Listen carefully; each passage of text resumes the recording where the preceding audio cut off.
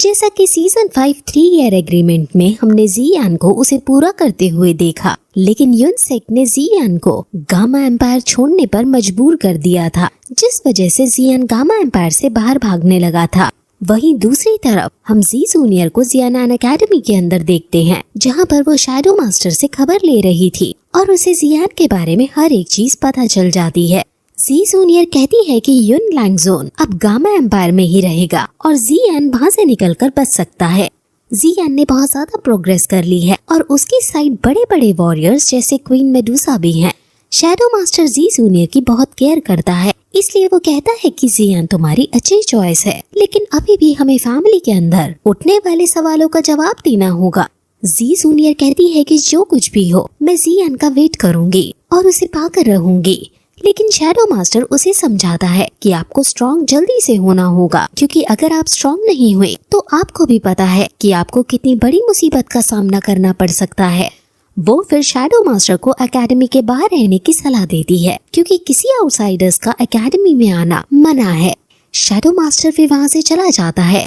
अब फिर जी जूनियर जब वहाँ से जाने लगती है तो तभी एक लड़का जी जूनियर को नोटिस करके उसका हालचाल पूछने लगता है, क्योंकि वो जी जूनियर में इंटरेस्ट रखता था, लेकिन जी जूनियर को उसमें कोई इंटरेस्ट नहीं था, इसलिए वो वहाँ से चुपचाप जाने लगती है। अब तभी वहाँ उसकी ट्यूटर रियोलिन आती है और जी जूनियर उनसे बातें करने चली जाती है। ट्यूटर बताती है कि आधे महीने बाद एकेडमी के अंदर प्रमोशन कंपटीशन है और जो भी टॉप 20 में आएगा उसको इंटर कॉलेज में एडमिशन मिल जाएगा। हालांकि एडमिशन तो तुम्हें पिछले साल ही मिल जाना चाहिए था, लेकिन तुमने ही अपना नाम कंपटीशन में नहीं लिखवाया। जी जूनियर बहाना बनाते हुए कह देती है कि वो पिछली बार सीनियर्स को देखकर डर गई थी, लेकिन ट्यूटर जी जूनियर का झूठ जान जाती है और कहती है कि तुम ये सब सिर्फ उस लड़के का वेट करने के लिए कर रही हो जिसको तुम पसंद करती हो। वो जियान तो लड़का भी ठीक नहीं है। एडमिशन लेते ही उसने 2 साल की हॉलीडेज मांग ली। उसकी वजह से मुझे प्रिंसिपल वगैरह से काफी सुननी पड़ती है। अगर जियान तुम्हारा दोस्त ना होता तो मैं कब की उसे एकेडमी से निकाल चुकी होती। ट्यूटर रियोलिन थोड़ा फनी टाइप की है और ये मजाक में ही बात कर रहे हैं। जी जूनियर कहती है कि जियान इस साल जरूर आ जाएगा और फिर ये दोनों ऐसे ही बात करते हुए वहाँ से चले जाते हैं। वो लड़का इन्हें जियान की बात करते हुए देख रहा था और उसे जियान से इतनी जलन होने लगती है कि वो अपने पास खड़े पेड़ को गुस्से में ही तोड़ डालता है। इससे हम उसकी शक्ति का भी अंदाजा लगा सकते हैं। जियानान एकेडमी ऐसी वैसी एकेडमी नहीं है। जियानान एकेडमी एक तरह से BTTH की श्रेक एकेडमी है, जिसमें सिर्फ जीनियस एंट्री ले सकते हैं। वहीं दूसरी तरफ हम जियान को देखते हैं जो अपने विंग से उड़ता हुआ जा रहा था और फिर तभी उसके टीचर बताते हैं कि ये जगह ब्लैक डोमेन ग्रेट प्लेन्स है और ये ब्लैक हॉर्न डोमेन में जाने का रास्ता है। तुम अपने पर्पल विंग्स का यूज मत करो। ब्लैक हॉर्न डोमेन में कई सारे लुटेरे रहते हैं जो तुमसे बेफालतू में अट्रैक्ट हो सकते हैं। जियान अब अंदर जाने लगता है, लेकिन तभी गेट पर एक आदमी उसे रोकता है और उससे रूड होते हुए एंट्री फीस के रूप में 500 सोने के सिक्के मांगता है। जियान कोई पंगा लेना नहीं चाहता था, इसलिए 500 गोल्ड कॉइन्स देकर वो अंदर चला जाता है। अंदर उसे बहुत अविकसित गांव दिखता है। यहाँ क्योंकि पूरा बाजार लगा हुआ था, इसलिए जियान सबसे पहले इस जगह के मैप को ढूंढने का डिसाइड करता है। जियान पूरे गांव के बाजार में चक्कर लगाता है, लेकिन कहीं भी उसे मैप नहीं मिलता। अब जियान ढूंढ ही रहा होता है कि वो कुछ लुटेरों को एक व्यापारी को लूटते हुए देखता है। लुटेरों ने व्यापारी के सैनिक को मार दिया था और वो व्यापारी के आभूषण ले रहे थे, लेकिन तभी लुटेरे जियान को नोटिस कर लेते हैं।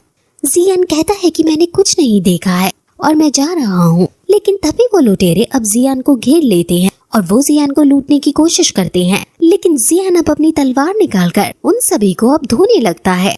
उनके बीच हमें एक आइकॉनिक लेवल की फाइट दिखाई जाती है। जियान अकेले ही उन सभी लुटेरों को कुछ ही देर में हरा देता है और व्यापारी को बचा लेता है। व्यापारी जियान को रोककर उसे धन्यवाद करता है और उसे कहता है कि आप मेरे यहाँ आइए, मैं आपके रुकने और पीने की व्यवस्था कर दूंगा। जियान को रुकना और पीना दोनों ही नहीं था, इसलिए जब वो मना करने लगता है तो व्यापारी कहता है कि मुझे पता है कि आप ब्लैक सील सिटी जा रहे हो। असल में ब्लैक सील सिटी के अंदर एक ऑक्शन ऑर्गेनाइज हुआ है, इसलिए काफी सारे लोग ब्लैक सील सिटी में जाते हैं। ये व्यापारी भी वही जा रहा है। व्यापारी जियान को समझाता है कि इस जगह पर कई सारे तूफान आते रहते हैं, इसलिए आप हमारे साथ ब्लैक सील सिटी चलो, हम वही जा रहे हैं। याओ लाओ भी जियान को व्यापारी के साथ जाने को कहता है, इसलिए जियान व्यापारी के साथ उसकी गाड़ी में बैठकर जाने लगता है। जियान गाड़ी के अंदर बैठकर मेडिटेट करने लगता है और फिर व्यापारी जियान के पास आकर वो उसे इस जगह का मैप दिखाता है और कहता है कि ये सारी जगह ब्लैक हॉर्न डोमेन है और यहाँ कई शक्तिशाली लोग रहा करते हैं। हमारा कारवां ब्लैक सील सिटी जा रहा है और ये केनान कॉलेज के बिल्कुल बगल में ही है। ये जगह एक बहुत शक्तिशाली शक्ति जिसको 8 डोर सेक्स कहते हैं उन्होंने एस्टैब्लिश की थी। उनके लीडर का नाम युआन यी है और ब्लैक लिस्ट में वो टॉप 10 के अंदर आते हैं। जियान ब्लैक लिस्ट के बारे में पूछता है, जिस पर व्यापारी बताता है कि ब्लैक लिस्ट वो लिस्ट है जिसमें ब्लैक हॉर्न डोमेन के सबसे स्ट्रॉन्गेस्ट लोगों का नाम है। ये लोग काफी कंपटीशन जीतने के बाद इस लिस्ट में आए हैं, इसलिए इस लिस्ट में आना हर किसी के बस की बात नहीं होती है। जियान अब ब्लैक लिस्ट के टॉप पीपल के बारे में पूछता है कि अब वो कहाँ है। व्यापारी बताता है कि फर्स्ट और सेकंड प्लेस पर जो है उनके बारे में तो कोई नहीं जानता, लेकिन जो थर्ड प्लेस पर है वो काफी ज्यादा स्ट्रॉन्ग है। ऐसा कहते हैं कि वो 2 एम्पायर के पीक पर है। वो एल्केमी में भी एक्सपर्ट है, इसलिए उसे एम्परर ऑफ मेडिसिन भी कहते हैं। जियान उसका असली नाम पूछता है, जिस पर वो उसका नाम हान फेंग बताता है। अब तभी टीचर के रिंग में कोई हलचल होती है और जियान इस हलचल को नोटिस करते हुए जब टीचर से बात करने की कोशिश करता है तो टीचर उसे कुछ नहीं बोलते। अब जियान फिर से व्यापारी से बात करने ही वाला था कि वो ऑक्शन जिसकी तुम बात कर रहे थे। अब तभी फिर वहाँ ब्लैक स्टॉर्म आ जाता है। व्यापारी सभी को आगाह करता है और वो लोग अपनी अपनी गाड़ियों को जमीन में गाड़ने लगते हैं ताकि ये स्टॉर्म उनके सामान को उड़ा ना ले जाए। सभी जगह अफरा तफरी मच जाती है और कई सैनिक तूफान में ही उड़ जाते हैं। अब व्यापारी भी तूफान में उड़ने लगता है, लेकिन तभी जियान अपनी विंग्स को खोलकर उसको बचाने के लिए उड़ता है और उसे पकड़कर सेफ जगह पर उतार देता है। लेकिन तभी जियान एक अजीब चीज नोटिस करता है। उसे अपने टीचर के जैसे ही एक आदमी जो कि स्पिरिट फॉर्म में है वो नजर आता है और वो किसी से बचकर भागने की कोशिश कर रहा था। ये स्पिरिट फॉर्म लेकिन सिर्फ 2 लेवल पर ही थी। अब तभी वहाँ एक काले कपड़े पहने बहुत ही ज्यादा भयानक मौत के देवता की तरह दिखने वाला आदमी आता है, जिसके पास एक खतरनाक दरांत है। वो स्पिरिट इसको मारने की कोशिश करती है और अपनी सारी पावर्स का इस्तेमाल करती है, लेकिन ब्लैक मिस्टीरियस मैन उस अटैक को आसानी से रोक देता है और उस पर हमला करने लगता है। उनके बीच की फाइट ऐसी लग रही थी मानो 2 देवता आपस में युद्ध कर रहे हों, लेकिन at last mysterious black man उसे अपने दरांत से पकड़ लेता है और उसे बेरहमी के साथ भस्म करने लगता है और कहता है कि इससे फर्क नहीं पड़ता कि तुम अपनी लाइफ में कितने शक्तिशाली थे, लेकिन जब से तुम सोल बने हो तुम मेरे सोम टेम्पल के सिर्फ एक शिकार हो।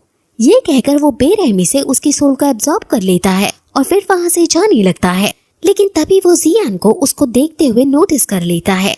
जियान भी उसको देखकर डर जाता है, इसलिए वो अपनी तलवार को निकाल लेता है। मिस्टीरियस मैन अपनी शक्ति से देखता है कि पत्थर के पीछे सिर्फ इंसान है, कोई सोल बॉडी नहीं है, इसलिए वो वहाँ से चला जाता है। डरा हुआ जियान फिर से जब पीछे मुड़कर देखता है तो वो जा चुका था।